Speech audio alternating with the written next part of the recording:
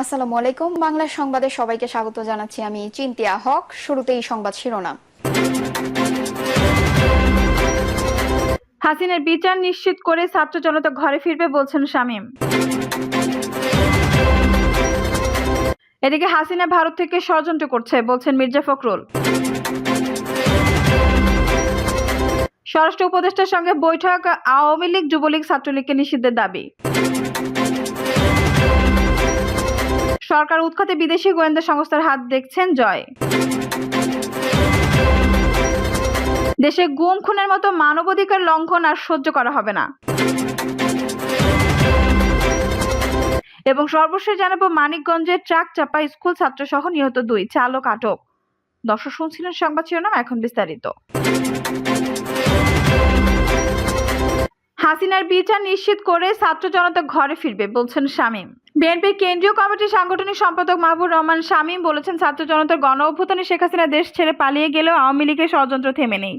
তারা পরিকল্পিতভাবে দেশকে অশান্ত করার চেষ্টা করছে। তিনি বলেন, আওয়ামী লীগ সংখ্যালঘু হিন্দু সম্প্রদায়ের লোকদের বাড়িঘর ও মন্দিরে হামলা করছে। দেশ নিয়ে চলছে এক গভীর ষড়যন্ত্র। এই ষড়যন্ত্র রুখে দিতে সকল সম্প্রদায়ের জনমাল রক্ষায় বিএনপির দলীয় নেতাকর্মীদের শক্তভাবে দায়িত্ব নিতে হবে। এমন কোনো পরিস্থিতি তৈরি যেন না হয় যাতে অর্জিত বিজয় ছিনিয়ে নিয়ে না যায় কেউ।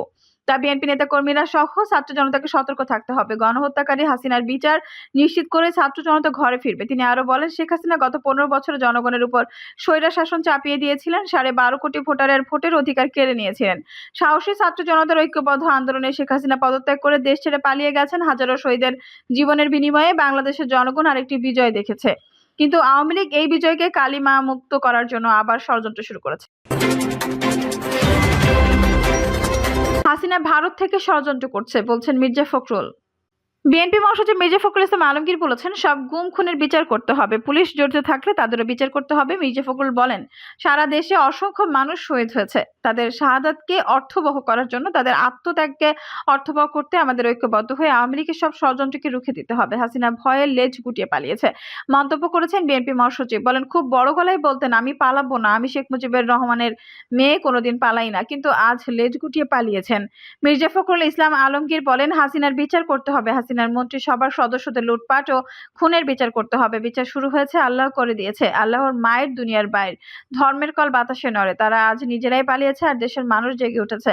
ওবায়দুল কাদেরকে উদ্দেশ্য করে তিনি বলেন, ওই ভদ্রলোক কোথায় যিনি বারবার বলতেন পালাবো না? ফখরুলের বাড়িতে গিয়ে উঠবো, কোথায় উঠেছে এখন কেউ জানে না। আমি তাকে আমন্ত্রণ জানাচ্ছি, আসেন, আমার বাসায় আসেন। দুপুর 2টার দিকে মদনখালী ইউনিয়নের জাফরপাড়া বাবনপুর গ্রামে কোটা সংস্কার আন্দোলনে পুলিশের গুলিতে নিহত বেগম রোকেয়া বিশ্ববিদ্যালয়ের বেরোবি শিক্ষার্থী আবু সাইদের কবর জিয়ারত করেন মির্জা ফখরুল। তিনি নিহত সাইদের পরিবারের সদস্যদের খোঁজ খবর নেন এবং শোকাসপ্ত পরিবারের প্রতি সমবেদনা জানান। মির্জা ফখরুল ইসলাম আলমগীর বলেন, আবু সাইদ বুকের রক্ত দিয়ে ইতিহাস সৃষ্টি করেছেন, যে ইতিহাস তরুণদের আত্মত্যাগের ইতিহাস। ফ্যাসিবাদী খুনি সরকারের পতনের দাবিতে শত শত মানুষ বুকের রক্ত ঢেলে দিয়েছে। লাখো মানুষ যখন গণভবনের দিকে যাচ্ছিল, তখন হাসিনা ভয়ে পালিয়ে গেলেন। শেখ হাসিনা পালিয়ে গেলেও চুপ করে বসে নেই, ভারতে বসে ষড়যন্ত্র করছে। আমরা সম্প্রতির সমাবেশ করছি, হিন্দু বৌদ্ধ খ্রিস্টান একসঙ্গে নতুন স্বাধীনতাকে সুসংহত করতে সম্প্রতির সমাবেশ করছি বলেন তিনি। স্বরাষ্ট্র উপদেষ্টার সঙ্গে বৈঠক, আওয়ামী লীগ যুবলীগ ছাত্রলীগকে নিষিদ্ধের দাবি। আওয়ামী লীগ যুবলীগ ছাত্রলীগকে নিষিদ্ধের দাবি জানিয়েছে গণ অধিকার পরিষদ। বৈঠকে গণ অধিকার পরিষদের পক্ষে 8টি লিখিত প্রস্তাবনার কথা জানান রাশেদ খান। প্রস্তাবনাগুলো হলো, ছাত্র জনতার শান্তিপূর্ণ আন্দোলনে হামলা ও গুলি চালিয়ে হত্যাকারীদের চিহ্নিত করে দ্রুত সময়ের মধ্যে গ্রেপ্তার এবং আওয়ামী লীগ ছাত্রলীগ যুবলীগকে সন্ত্রাসী সংগঠন হিসেবে নিষিদ্ধ করা। সকল জেলায় নতুন পুলিশ সুপার ও উপজেলা থানায় নতুন ওসি নিয়োগ। ষষ্ঠ সচিব জাহাঙ্গীর আলম বিভাগীয় ডিআইজি সহ দলবাজ কর্মকর্তাদের চাকরিচ্যুত করে দুর্বৃত্তায়নের সাথে জড়িতদের দ্রুত সময়ের মধ্যে আইনের আয়তায় আনা। চলমান পরিস্থিতিতে পুলিশের মনোবল বৃদ্ধি ও নির্বিঘ্নে নিরাপত্তার সাথে কাজ করা সহ দ্রুত সময়ে আইন শৃঙ্খলা পরিস্থিতি স্বাভাবিক করতে প্রতি থানায় 10 জন করে সেনা সদস্য নিয়োগ। পাসপোর্ট ও ইমিগ্রেশন সহ পুলিশের সর্বস্তরে ঘুষ দুর্নীতি মুক্ত করে জনবান্ধব পুলিশি ব্যবস্থা নিশ্চিত করা। পুলিশের কোনো সদস্যদের বিরুদ্ধে যে কোনো অসদাচরণ, দুর্নীতি, অনিয়মের অভিযোগ উঠলে 1 মাসের তদন্তের মধ্যে কার্যক্রম সম্পন্ন করে ব্যবস্থা গ্রহণ। বৈধ অস্ত্র জমা নেওয়া সহ অবৈধ অস্ত্র উদ্ধারে অভিযান পরিচালনা। বিভিন্ন সময়ে অন্যায়ভাবে চাকরিচ্যুতদের চাকরি ফিরিয়ে দেওয়া এবং প্রয়োজন অনুযায়ী নতুন পুলিশ সদস্য নিয়োগ দেওয়া। সরকার উৎখাতে বিদেশি গোয়েন্দা সংস্থার হাত দেখছেন জয়।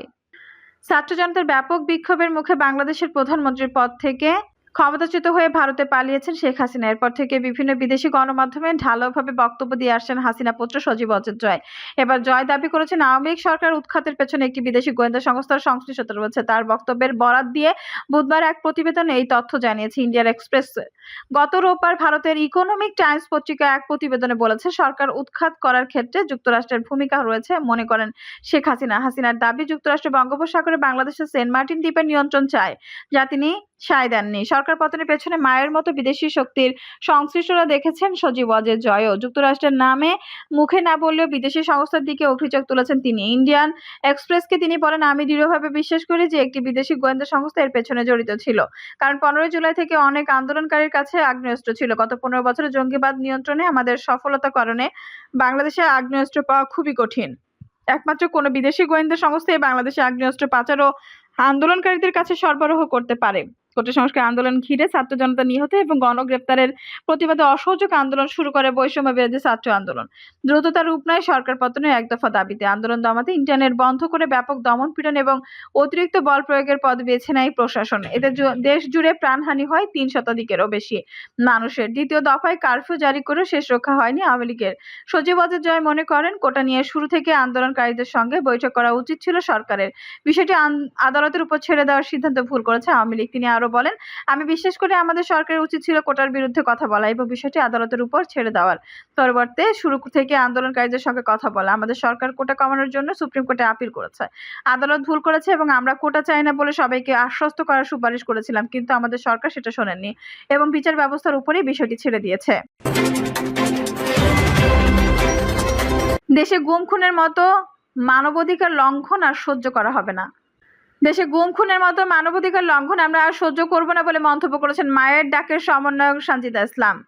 মায়ের ডাকের সমন্বয়ক সানজিদা ইসলাম বলেন, গতকাল প্রধান উপদেষ্টার সঙ্গে আমাদের বৈঠক হয়েছে এবং তিনি আমাদের আশ্বস্ত করেছেন আগামী 24 ঘন্টার মধ্যে জিয়াউল আহসানের মতো, তারেক সিদ্দিকীর মতো যারা এই সমস্ত গুম খুনের সঙ্গে জড়িত তাদের গ্রেপ্তার করে তাদের জবানবন্দি নিতে হবে, তাদের বিচারের আয়ত্তে আনতে হবে, তাদের কাছ থেকে তথ্য নিয়ে আমাদের দিতে হবে। আয়না ঘরের মতো যতগুলো ঘর আছে সেখানে বন্দি যত আমাদের ভাইয়েরা বেঁচে আছেন তাদের ফেরত দিতে হবে। তিনি আরো বলেন, প্রত্যেকটা মা যতজন সন্তানকে হারিয়েছে, আমরা যতজন ভাইকে হারিয়েছি এর প্রত্যেকটা বিচার করতে হবে। আগামী 24 ঘন্টার মধ্যে আমাদের আলটিমেটাম সরকারের কাছে, প্রশাসনের কাছে শীঘ্রই আপনারা এই বিষয়ে ব্যবস্থা করতে হয়। নাগরিক ঐক্যের সভাপতি মাহমুদুর রহমান মান্না বলেন, শেখ হাসিনা এবং তার সরকার সারা দেশের প্রশাসন সহ সমস্ত জায়গায় এরকম ভাবে বিষ বাক্য ছুটছেন, এরকম বিষ বৃক্ষ রোপণ করেছে। আমি জানি না তাদের নাম কি বলা যায়, যারা মূলত টেলিকমিউনিকেশনের মনিটরিং করে। মাঝখানে যখন পেগাসাস আনা হয়েছিল সেটা নিয়ে প্রচুর কথা হয়েছিল, সেটা নিয়ে রাজনৈতিক নেতাকর্মী সহ সমাজকর্মীদের যেভাবে নজরদারি করা হয়েছিল এখন পর্যন্ত এই সরকার সেখান পর্যন্ত হাত দিতে পারেনি। তবে আমি বিশ্বাস করি এখন যারা ক্ষমতায় আছেন তারা ছাত্র জনতার যে আকাঙ্ক্ষা সেটার সঙ্গে এখন পর্যন্ত আছেন। বৈষম্য বিরোধী ছাত্র আন্দোলনের সমন্বয়ক তারেক রেজা বলেন, এই সরকার আমাদের আশ্বাস দিয়েছে যারা গ্রেপ্তার হয়ে আছেন তাদের মুক্তি দেওয়া হবে, কিন্তু আজকে 6 দিন হয়ে গেলেও তাদের ফিরে দেওয়া হচ্ছে না কেন? তাদের কি খুন করা হয়েছে? যদি তাই হয় তাহলে খুনিরা কই? আমরা বলতে চাই যত দ্রুত সম্ভব গ্রেপ্তার হওয়া ব্যক্তিদের মুক্তি দেওয়া হোক। দর্শক, এই ছিল এখনকার সর্বশেষ সংবাদ। নিউজটি ভালো লাগলে অবশ্যই একটা লাইক দিন, কমেন্টে আপনার মূল্যবান মতামত জানান। সবসময় আমাদের পাশে থাকতে সাবস্ক্রাইব করে বেল বাটনটি অন করে রাখুন। ধন্যবাদ।